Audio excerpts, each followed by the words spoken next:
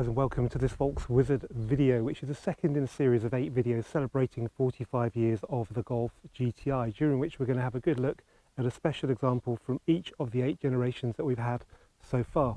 We started off the series with the magnificent Golf GTI Club Sport S, and today it's the turn of the Mk6 Golf GTI, specifically the Edition 35 that you see here. Rather unusually, you can actually buy this very car, so if you want to find out how, please visit volkswizard.co.uk. But before you do that, let me tell you all there is to know about the Mk6 Golf GTI Edition 35. Okay, let's start off then with some statistics. The Edition 35 made its debut at the Wörthersee GTI Festival in May 2011 and went on sale in Germany a month later. It wasn't originally coming to the UK, but that decision was reversed and the UK order books opened in September. Weirdly though, most of the UK cars were registered in 2012 and missed the anniversary year by quite a long time. The Edition 35 attracted a 2,240 premium over the base Golf GTI. That got you a number of nice little extras, but it also got you more performance. So horsepower went up from 210 to 235. See what they did there.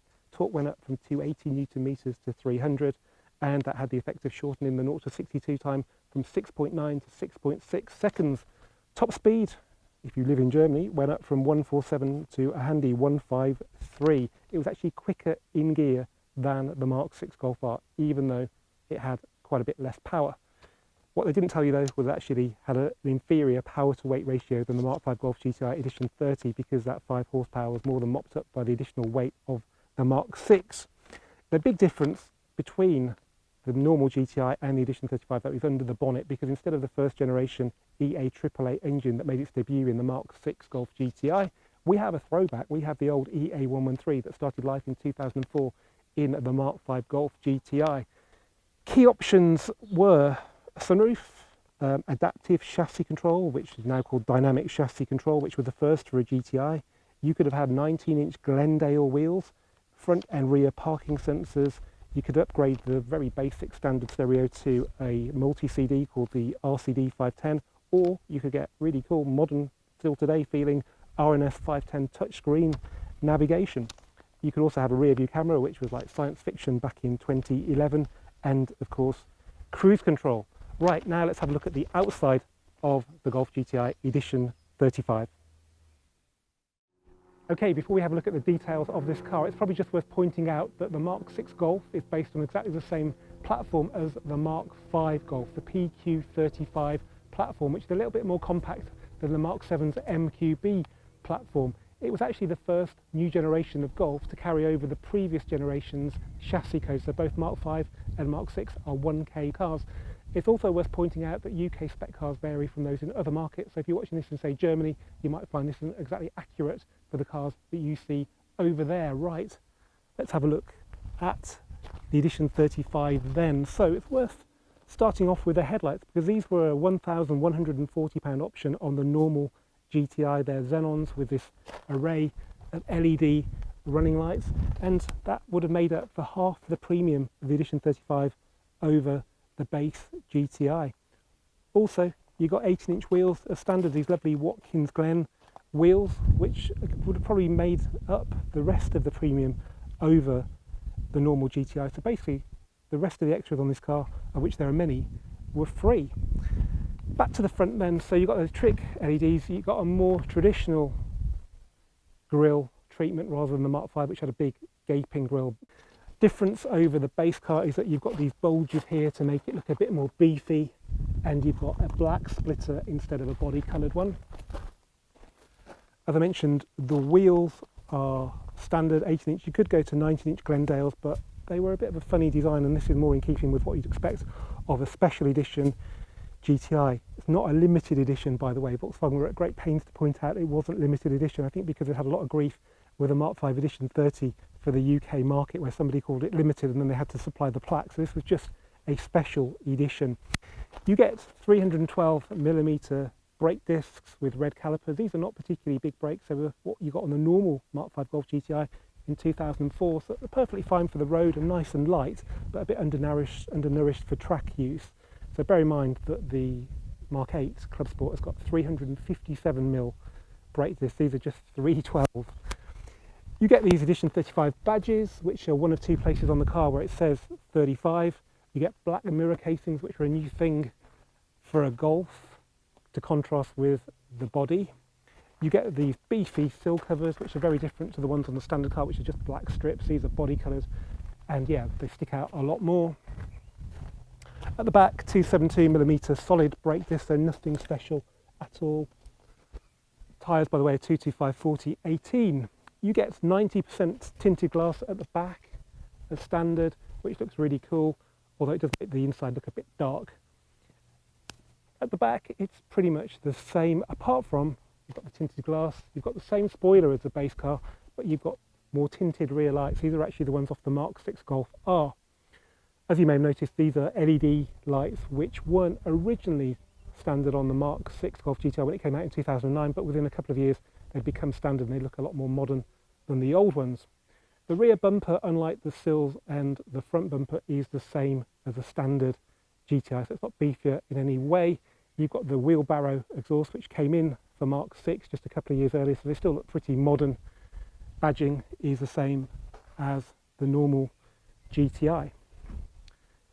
Okay, let's have a look at the inside then. And there is the only other place on these UK cars where it actually says 35. So you get these lovely alloy sill covers, which you never got on a Mk7, so that the sills were all exposed on those cars. So I really do miss these. You get stainless steel pedals, you get a red stripe on the floor mat, which is a really nice thick floor mat.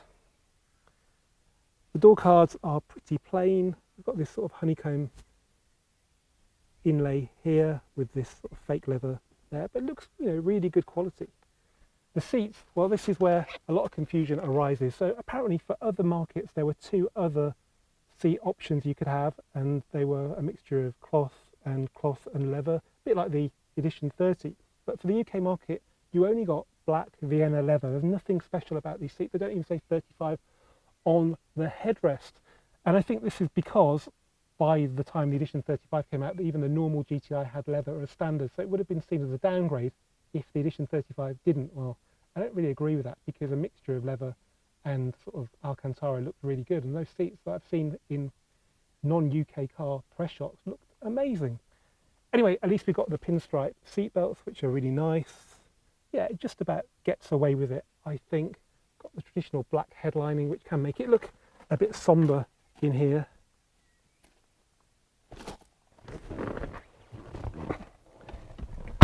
The big difference over the Mark V is that we've lost the grey. The grey was a theme for the Mark V. I don't know why. It just looked, everybody hated it. It looked like elephant's bottom. Even the leather was grey. We're back to black, and it's no bad thing in this car. We've also got a trick steering wheel, so this is much more interesting than anything you had in the Mark V. It's multifunction with trip computer and audio on there. It's great. Clocks are pretty basic, but you get a big trip computer screen in the middle there. Turn that off. Stereo as standard was quite basic. It's just a single CD player. It's not even digital radio on this one. You could upgrade to a 6-disc changer with a big touchscreen, or a touchscreen navigation, which was pretty trick back in 2011.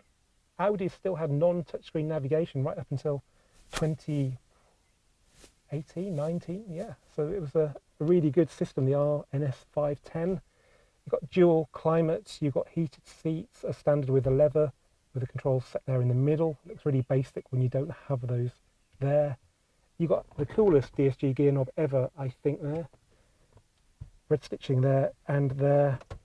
Still got the bottle opener, which works as a sort of adjuster for the size of the cup holder down there. You've got the media interface, which allowed you to connect iPods and the like there, which was new for the Mark 6.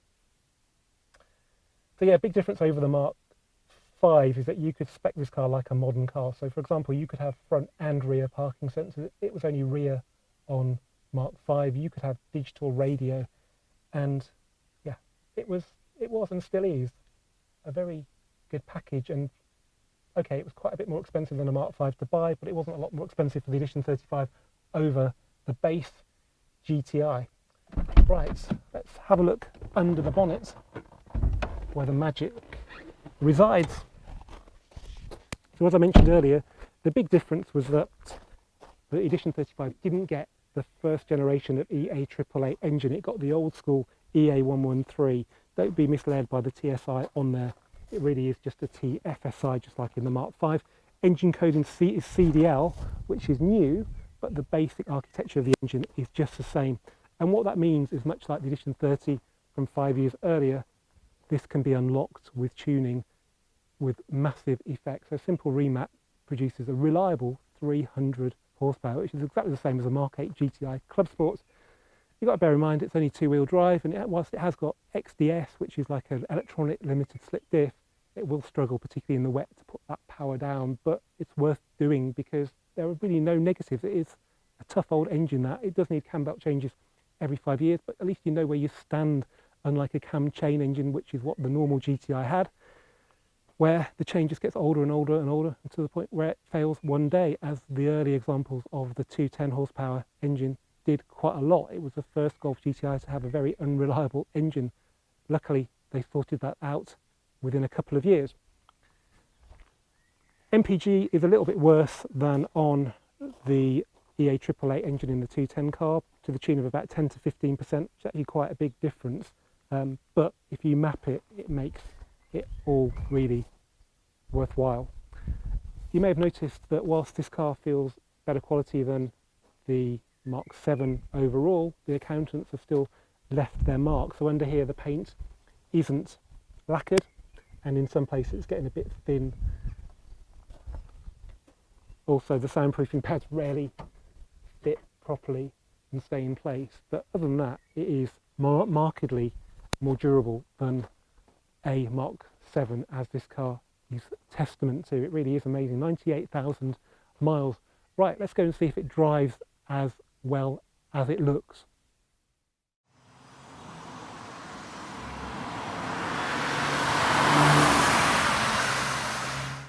Okay, here we are inside the Edition 35 then, and the first thing that you notice is that it feels usefully smaller than the newer cars. There's not a lot in it, but on a twisty, narrow B road like the one we're about to drive, every little helps.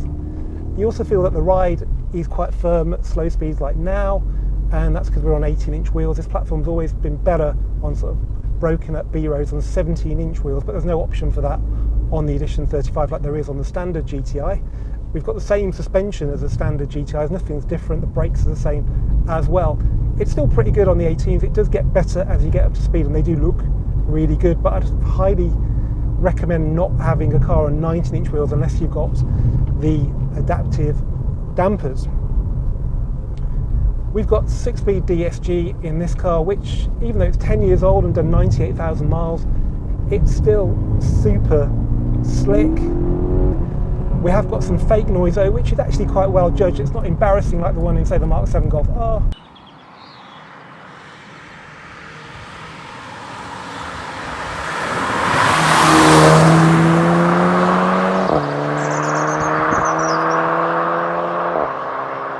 And the paddles feel that little bit weightier in their action than the ones in the newer cars, which really does make them feel a lot nicer to use. But where this car really differs from the newer cars is steering feel. I'm sure they can go around these corners faster than this car, but you feel more at one with the car. For some reason, it just feels more old school, which is not a bad thing. It feels like you're driving a Mark II, but with a lot more power, and with a super fast DSG. The brakes are a bit old school in the wrong way, but yeah, they're easily upgraded. This car is so much fun on this kind of road. I mean, it struggles from grip even with standard, what I believe is standard horsepower, but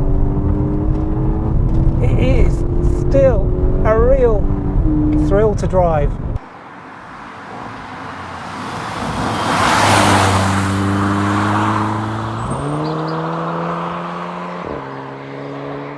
But yeah, we've only done like 19.5 to the gallon, which is very old school as well, but yeah.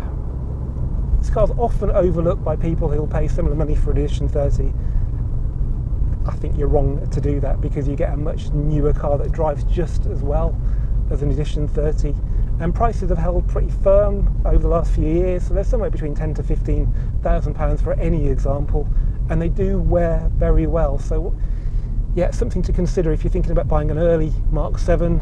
That's an old car now, you know, it's getting on for 7 years old, and these are a little bit older. They look a little bit older, but they look a lot newer than a Mark 5, and they drive just as well. This really is still an amazing GTI.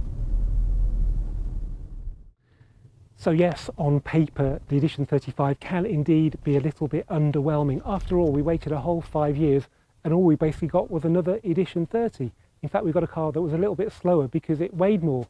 We didn't even get the Edition 30's lovely leather and tartan interior, and to top it all off, they wanted us to pay £5,000 more.